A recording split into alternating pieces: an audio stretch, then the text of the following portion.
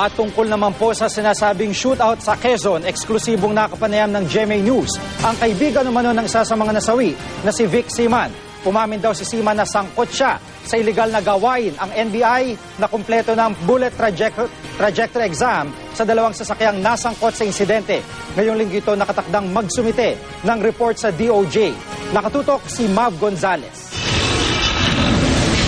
Base sa bullet trajectory exam ng NBI, mahigit 200 ang bullet entry point sa unang SUV na may PNPA commemorative plate. Mahigit 10 na po naman ang exit point. Sa pangalawang SUV naman na walang plaka, higit sa 50 ang entry points at lampas 30 ang exit points. Bagamat mas malaki ang bilang ng NBI kaysa sa PNP sa mga butas ng bala sa unang SUV, hindi na lalayo ang mga ito. Parehong mas marami pa ring bullet entry points kaysa exit points. May nakuha ring 3 slugs ng 2 kalibre 45 at isang 9mm sa unang sasakyan. Isang slug naman ang hindi tukoy na kalibre sa pangalawang sasakyan. Mayroon ding ilang fragments.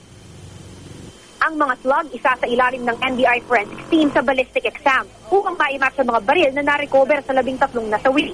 Kung magbabasihan naman daw ang mga basyo, nasa 10 beses lang nagpaputok ang mga sakay ng 2 SUV.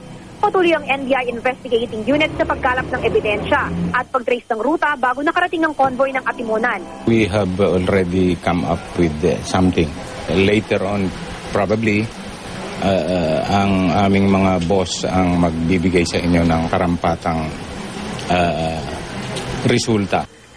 Bago ang nangyari sa Atimonan, dumaan daw muna ang grupo ng mga nasawi sa Jose Panganiban, Camarines Norte, na kilala dahil sa pagmimina ng ginto. Nakausap ng GMA News ang isang minero at negosyante roon na kaibigan daw ng sinasabi ni leader ng mga napatay na si Vic Seaman. Aminado raw si Seaman na sangkot siya sa illegal na gawain. Sabi ng PNP, miyembro raw ng Gun for Hire group si Seaman. Ang trabaho talaga niya, gambling. Sabi sa mga sa January 6, bago ang umunay shootout, pumunta raw sa kanila ang grupo ni Seaman. May proposal na magtayo ng security agency na tatawaging Golden North. Humingi raw ng mahigit 4 na milyong piso sina Seaman pero tumanggi siya. Kaya hindi raw totoo na may dalang pera at ginto sina Seaman ang maganap ang barilan.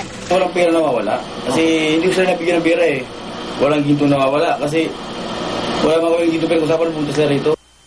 Dati nang sinabi ng ama ni Vic Seaman na negosyante ang kanyang anak at lehitimong nag-ooperate ng isang security agency.